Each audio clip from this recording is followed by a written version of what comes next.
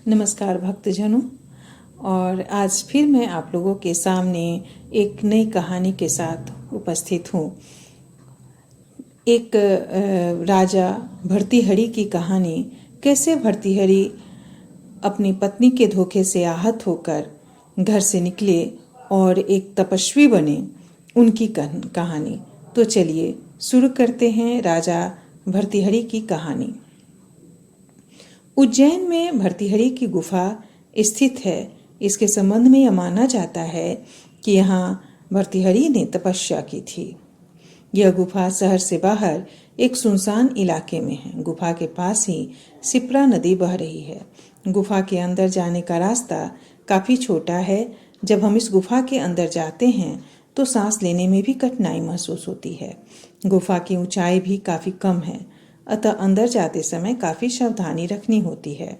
यहाँ पर एक गुफा और है जो पहली गुफा से छोटी है। यह गोपी चंद की गुफा है जो कि भर्तृहरि का भतीजा था। यहाँ प्रकाश भी काफी कम है। अंदर रोशनी के लिए बल्ब लगे हुए हैं। इसके बावजूद गुफा में अंधेरा दिखाई देता है। यदि किसी व्यक्ति को डर लगता है तो उसे गुफा के अंदर अकेले जाने में भी डर लगेगा। यहाँ की छत बड़े बड़े पत्थरों के सहारे टिकी हुई है। गुफा के अंत में राजा भर्तृहरि की प्रतिमा है और उस प्रतिमा के पास ही एक और गुफा का रास्ता है। इस दूसरी गुफा के विषय में ऐसा माना जाता है कि यहाँ से चारों धामों का रास्ता है। गुफा में भर्तृहरि की प्रतिमा के सामने एक धुनी भी है जिसकी राख हमेशा गर्म ही रहती है। गौर से देखने पर आपको गुफा के अंत में एक गुप्त रास्ता दिखाई देगा जिसके बारे में कहा जाता है कि यहाँ से चारों धाम को रास्ता जाता है। तो चलिए सुनते हैं पत्नी के धोखे से आहत राजा भर्तृहरि की साधु बनने की कहानी।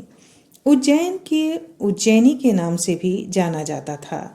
उज्जैनी शहर के परम प्रतापी राजा हुए थे विक्रमादित्य। विक्रमादित्य के पितामह महाराज गंधर्वसेन थे और उनकी 2 पत्नियां थीं। एक पत्नी के पुत्र विक्रमादित्य और दूसरी पत्नी के पुत्र थे भर्तृहरि। गंधर्वसेन के बाद उज्जैन का राजपाट भर्तृहरि को प्राप्त हुआ क्योंकि भर्तृहरि विक्रमादित्य से बड़े थे। राजा भर्तृहरि धर्म और नीति शास्त्र के ज्ञाता थे। प्रचलित कथाओं के अनुसार भर्तृहरि की 2 पत्नियां थीं, लेकिन फिर भी उन्होंने तीसरा विवाह किया, पिंगला से। पिंगला बहुत सुंदर थी और इसी वजह से भर्तृहरि तीसरी पत्नी पर अत्यधिक मोहित हो गए थे। सुंदरता में परी से कम नहीं थी, परंतु चरित्रहीन थी। राजा भर्तृहरि पिंगला से बहुत प्यार करता था और अत्यंत विश्वास करता था। एक दिन विक्रम ने अपनी भाभी जी को एक नौकर के साथ आपत्तिजनक स्थिति में देखा। नौकर घोड़ों की देखरेख करने वाले नौकरों का मुखिया था। उसे दरोगा की उपाधि प्राप्त थी। पिंगला ने विक्रम को रास्ते से हटाने के लिए षड्यंत्र रचा। खाना पीना त्याग दिया। राजा ने पूछा तो बताया कि तेरे भाई ने मेरी इज्जत पर हाथ डाला है। राजा को अपने भाई पर पूर्ण विश्वास था कि विक्रम यह गलती नहीं कर सकता। तू गलत कह रही है, परंतु कहावत है, त्रिया चरित्र जाने न कोई, खसम मार कर सती हुई। अंत में राजा ने पत्नी मोह में अपने भाई को दोषी करार दे दिया।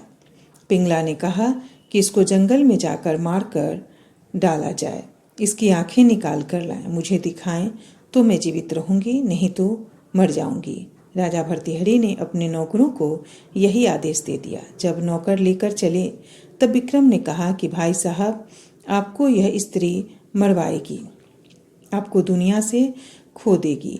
मैं तो चला। एक कवि ने कहा है, आज का बोला याद रखिए विक्रम, भाई का दुनिया में से खो देगा तुझे बहम लुगाई का। विक्रम ने बताया कि यह स्त्री चरित्रवान नहीं है, परंतु भर्तृहरि ने कान बंद कर लिए। विक्रम की एक नहीं सुनी और भाई को मारने का आदेश दे दिया। दयावान वृद्ध मंत्री ने नौकरों से कहा कि विक्रम निर्दोष है, उसको मारना नहीं है, किसी मृग की आंखें निकाल कर लाना।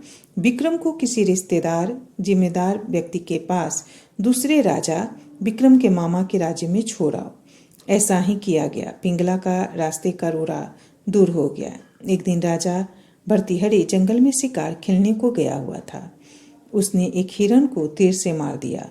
उसी समय श्री गोरखनाथ जी सिद्ध वहां से जा रहे थे। उन्होंने राजा से कहा, निर्दोष को मारने से महापाप लगता है। राजा के मद में अंधा न हो प्राणी, संसार छोड़कर भी जाना है। राजा ने अहंकार अधिक था।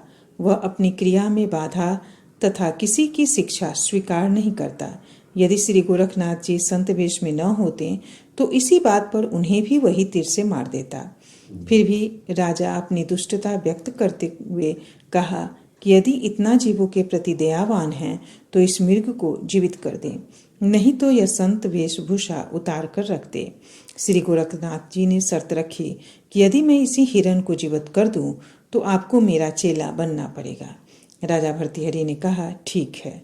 श्री गोरखनाथ जी उसी समय कान पकड़कर हिरण को खड़ा कर दिया।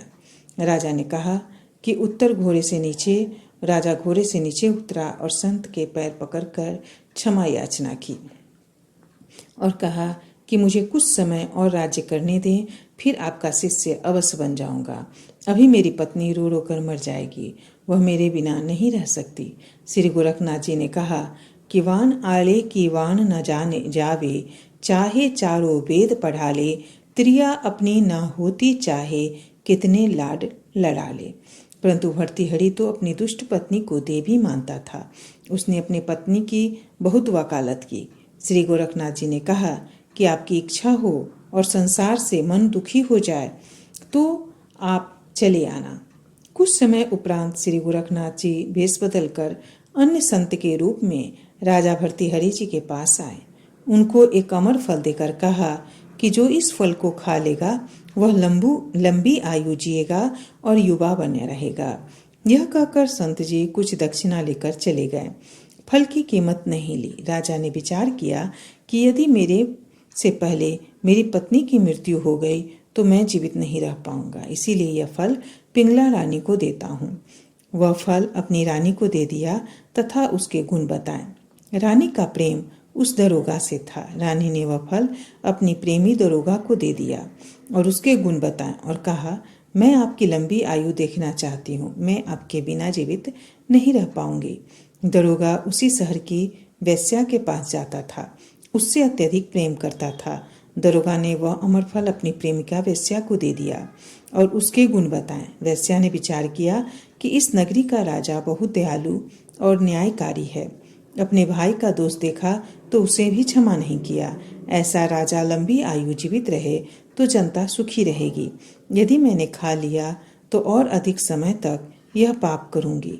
उस वेश्या ने वह फल राजा भर्तृहरि को दे दिया तथा उसके गुण बताए। राजा ने पूछा कि आपको यह फल किसने दिया है? वेश्या ने बताया कि आपके घोड़े के मुखिया दरोगा ने दिया है। राजा ने दरोगा को बुलाया और पूछा तो उसने बताया कि रानी ने दिया है। रानी ने से महल में जाकर पूछा कि आपने वह फल खा लिया था? रानी कुछ नाराज अंदाज से बोली कि हाँ, खा लिया था। आप हमेशा शक क्यों करते हो? राजा ने उसी समय मंत्री, महामंत्री, अन्य दरबारियों, कार्यालय के उच्च अधिकारियों को तथा वेश्या और दरोगा को बुलाया। दरोगा से पूछा कि यह फल आपको किसने दिया था? दरोगा ने कांपते हुए कहा कि रानी ने दिया था। राजा का अंधेरा दूर हुआ। अपने भाई की मौत तथा अंतिम वचन को याद करके दहाड़ मार कर रोया। कहा कि दुष्टा, तूने मेरा भाई ही मरवा दिया। कुछ दिन में तू मुझे भी मरवा देती। पिंगला रानी ने क्षमा याचना की, अपनी सब गलती भी स्वीकार कर ली। भर्तृहरि उस दिन राज्य त्याग कर गोरखनाथ जी के डेरे में चला गया तथा परम भक्त बना। महामंत्री को पता था कि विक्रम जीवित हैं। विक्रम को राजा बनाया गया। दरोगा को नौकरी से निकाल दिया। पिंगला को भिन्न महल में रहने को कहा। उसकी पूरी देखभाल राजा ने रखी, उसे कभी कष्ट नहीं होने दिया।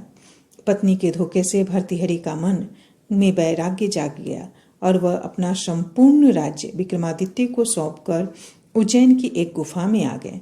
उस गुफा में भर्तृहरि ने 12 वर्षों तक तपस्या की थी। राजा भर्तृहरि की कठोर तपस्या से देवराज इंद्र भयभीत हो गया। इंद्र ने सोचा कि भर्तृहरि वरदान पाकर स्वर्ग पर आक्रमण करेंगे। यह सोचकर इंद्र ने भर्तृहरि पर एक विशाल पत्थर गिरा दिया। तपस्या में बैठे भर्तृहरि ने उस पत्थर को एक हाथ से रोक लिया और तपस्या में बैठे रहे। इसी प्रकार कई वर्षों तक तपस्या करने से उस पत्थर पर भर्तृहरि के पंजे का निशान बन गया। यह निशान आज भी भर्तृहरि की गुफा में राजा की प्रतिमा के ऊपर वाले पत्थर पर दिखाई देता है। यह पंजे का निशान काफी बड़ा है, जिसे देखकर सहज ही अंदाजा लगाया जा सकता है कि राजा भर्तृहरि की कदकाठी कितनी विशालकाय रही होगी। भर्तृहरि ने वैराग्य पर वैराग्य शतक की रचना की, जो कि काफी प्रसिद्ध है। इसके साथ ही भर्तृहरि ने श्रृंगार शतक और नीति शतक की भी रचना की। तीनों ही शतक आज भी